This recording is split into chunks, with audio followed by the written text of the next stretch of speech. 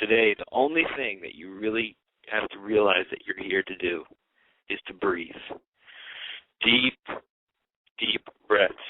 You will be rewarded for your breathing.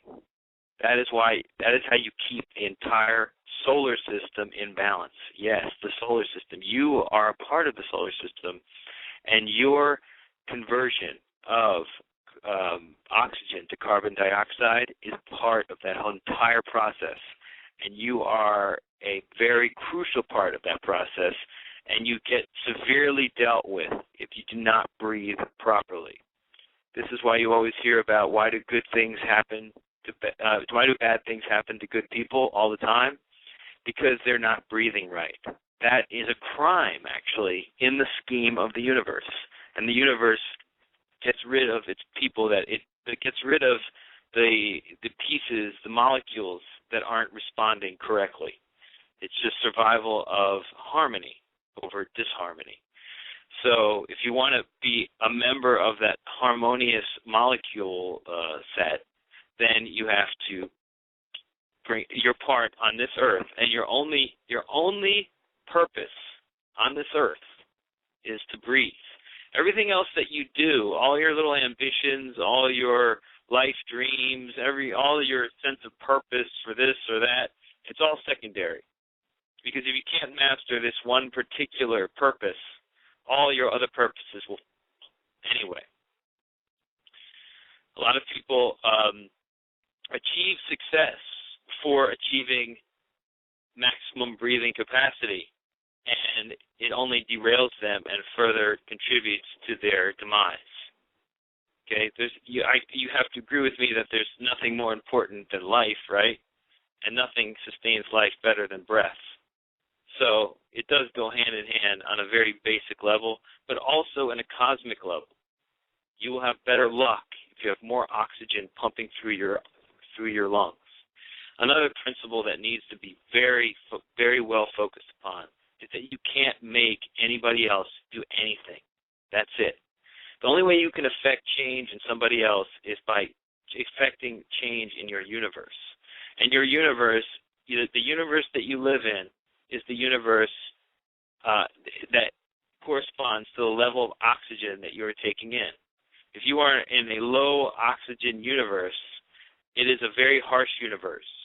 Okay, there's probably a very fascistic leader leading the people in that universe.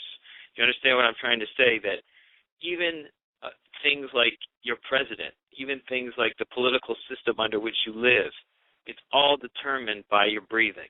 And if you want to change it, you have to change your breathing. You can't change it any other way. Of course, you can go down and demonstrate and do all kinds of things, but while breathing, while taking in as much oxygen as you can, it will make any cause that you take up more effective. Why? Because it is your purpose, your sole purpose on this earth. You can sit around all day long and watch. That's right. You can sit around all day long and watch TV and amount to nothing. As long as you're taking in deep breaths, you're more valuable than Steve Jobs to this universe. Understand that. That is what you are here to do. It's just like, I know I keep repeating it, but it's just like people don't want to get it through their head. They think they're here to do all these things, to get money, to get wealth, to get a house, to get this. That's not why you're here. That's not why you're here. Okay? And in the pursuit of those things, everybody experiences fear, anger, frustration, impatience, all these things. All they do is interrupt your breathing and make you a poor candidate for the harmony of the universe, and then you get weeded out. You understand, okay? That's why all protest, of course, should be nonviolent, for the simple reason that it will bring about. That's how you bring about harmony in the universe, is by being harmonious yourself. You can never bring about harmony by being disharmonious. And so the rage that you get into now and then, that has to all be cut out, okay? You are here to be happy. You have to feel free to feel good as you breathe. If you're overambitious, it means you've lost sight of what your true purpose is, and it is to take deep breaths. That's it. This is the letter of fallen wisdom number 1. Remember this. Remember that you cannot affect anybody else's behavior in a direct way. The only way that you can change the people that are around you is if you change your universe. So their counterparts in the low oxygen universe you will be free of them, and you will have a more enlightened set of friends. Yes, a different parallel universe set of friends based upon your level of oxygen that you take in. I know this sounds very outlandish, but that's why this is occult knowledge. This is something our ancestors knew. This is why people go to yoga class and all these things to try to reestablish their breathing. But the problem is, once they leave the class, they're no longer breathing anymore because they don't understand how important it is.